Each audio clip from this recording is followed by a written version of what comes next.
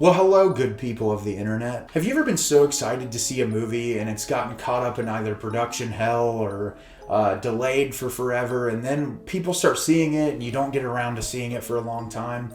And the reviews are incredibly negative, and it kind of starts to dishearten you and get you a little upset before you see it because you're like, man, I thought this was going to be a great film, and people really rag on it. It kind of disheartens you a little bit, but you go into it with optimism, and then you're really surprised that it's actually a lot better than people are giving it credit for.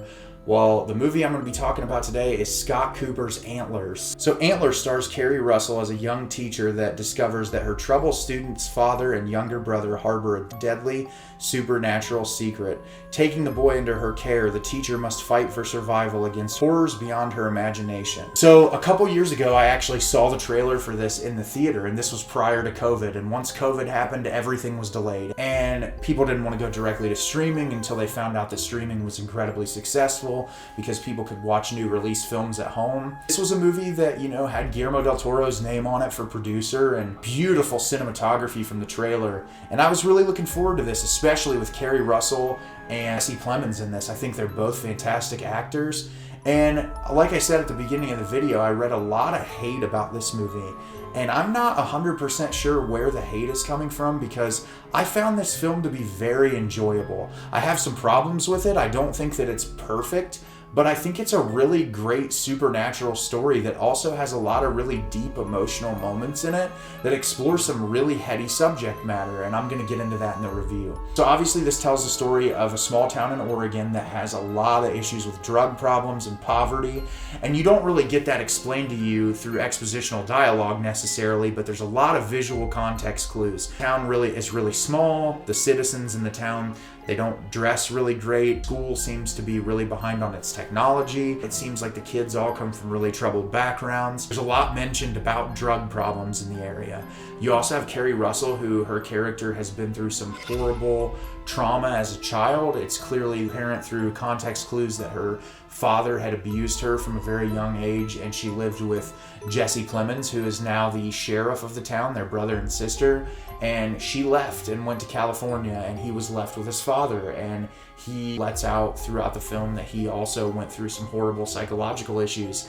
And what's really interesting is that this film on its surface is a supernatural story about the Wendigo. If you've seen the TV show Supernatural, or if you've studied any supernatural or occult things, Wendigo is really prevalent in Native American folklore, and it's this creature who feasts on human flesh, and you can get infected and become a Wendigo. It's exploring this mythology through a very unique and interesting lens, and I really enjoyed it. I like movies that are more than just surface level ghost stories, and this movie explores not only the problems with drug addiction and the adverse effects that it has on the families that it takes a toll on, but it also looks at sexual abuse and trauma and wanting to be a caregiver amidst not having a caregiver in your own life, and Keri Russell's character, who seemingly tries to sacrifice it all throughout the film to take care of her student and make sure that her student's okay.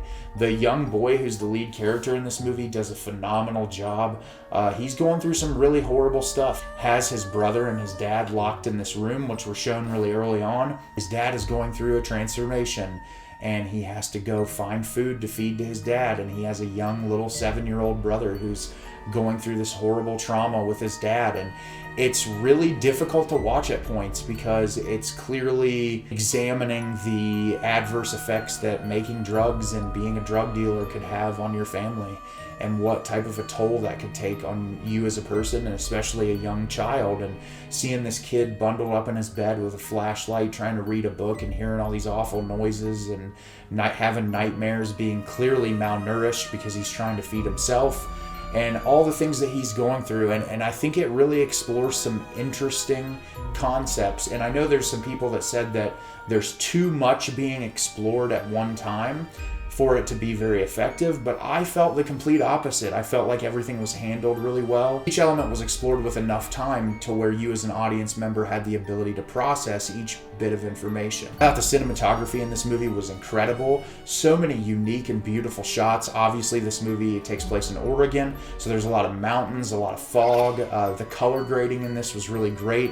It's very dark and dreary. A lot of specific shots in this movie that were really detail oriented that didn't necessarily necessarily need to be, and I'm glad that there was so much attention to detail because it made the movie a lot more fun to watch. Like I said, the performances in this are great. Jesse Plemons, it seems like no matter what material he's handed, he gives his all. A lot of people said he looked bored in this movie from what I was reading online, and I think he did a great job. I think he played that, skeptical sheriff who doesn't want to believe anything that's going on and clearly had a troubled past of his own.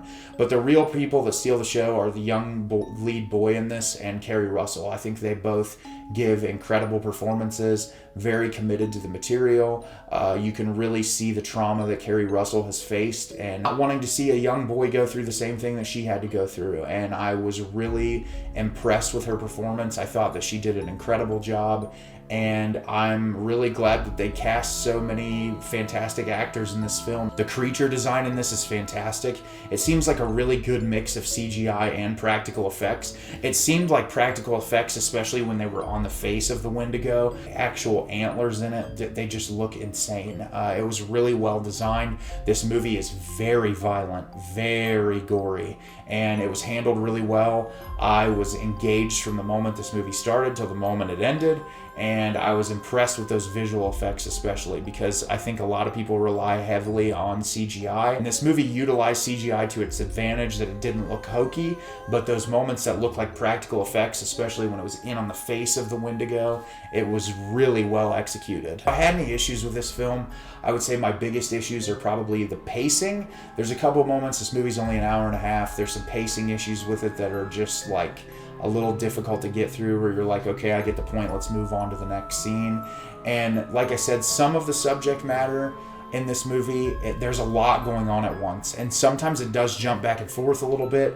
I don't think it's too ham-fisted to be like considered lazy or sloppy, but there's moments where it's difficult to focus on specific things. There's a couple shots in this movie that are really dark, that were kind of hard to see at times, but for the most part I felt like this movie was really well executed and really well shot, and I'm really glad that I finally got the chance to see it. So have you seen Antlers yet? Did you love it? Did you hate it? Leave me a comment down below and let me know what you thought. I thought this was a really great horror film. I really enjoyed it. It was a really fun watch, and I would actually watch it again. I thought that it was that well made, and I hope that you enjoyed it too. As always, if you could like the video and subscribe to the channel, helps me out a lot, lets me know the type of content you're looking for. I've got plenty of films I still need to watch from 2021. I'm sure at this rate, I'm never going to get the films watched before the end of the year. So sometime in the beginning of January, I'll have a best of 2021 list when I get the rest of these films I want to see knocked off the list, and I will let you guys know in advance before that one comes out. As always, Internet, thanks so much for watching and have a great rest of your day.